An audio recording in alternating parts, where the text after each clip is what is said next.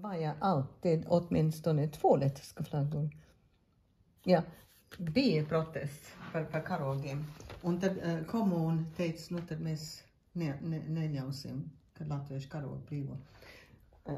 Un lai viņi to ņem no to Borgen, no to, tas tā kā tās pilsētas nams. Ja. Bet citās vietās bija. Ryska myndigheterna som ligger bakom, viņi tiek, nu Krievi kaut kādā veidā protestējuši, un Utrikes departamentā lietu ministrija ir runājis ar Visbijas komūnu, un ir nolēmuši, ka nebūs neviens latviešu karogs Visbijā.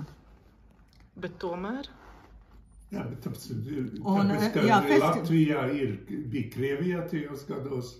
Jā, un festivāla komiteja ir protestējis par šito te, bet komūni teiks ne, bet trots det ir tomēr 2 latviešu karogi Visbijā šī te svētku nedēļā, un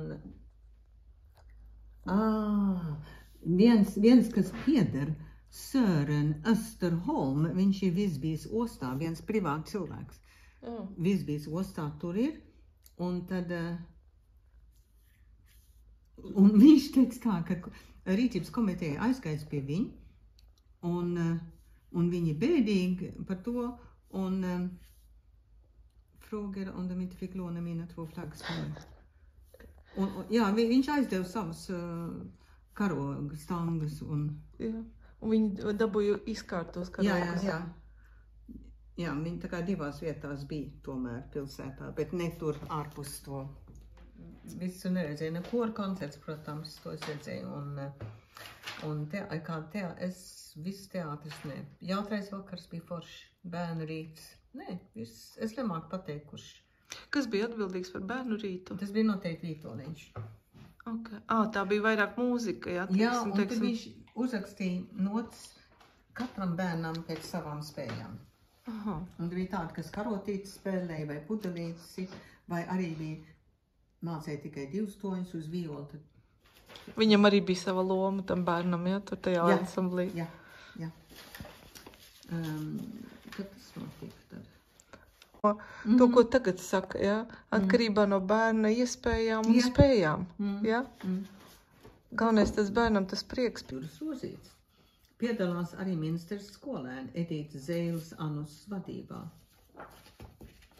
Jo mums Tenīs iepriekšējos dziesmu svētkos, kur bija Hanover, Hamburga, Ķelni un kas tur vēl bija, vienmēr bijis tāds bērnu rīts. Jā, tā kā tur bērnu rītā bija parasti pazīstams tautas dziesmas un latviešu, ļoti tā latviski koncerts. Bet tad katrs bērns varēja parādīt savu spējas, tā kā bija izolisti, bija tā, kas mācīja ļoti labi flautu vai trompeti vai klavierus vai ko. Un pārējie tur sēdēja un darīja to, ko viņi varēja. Un atceros Annelī, 5 gadi. Viņa dziedāja, tas bija Hanoverā.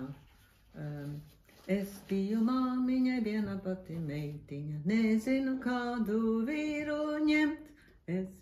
Nu, šī tā maziņa. Un viņa kā lellīti izskatījās. Un lieliem cilvēkiem asaras acīs. Ko? Un lieliem cilvēkiem asaras acīs. Jā, tagad.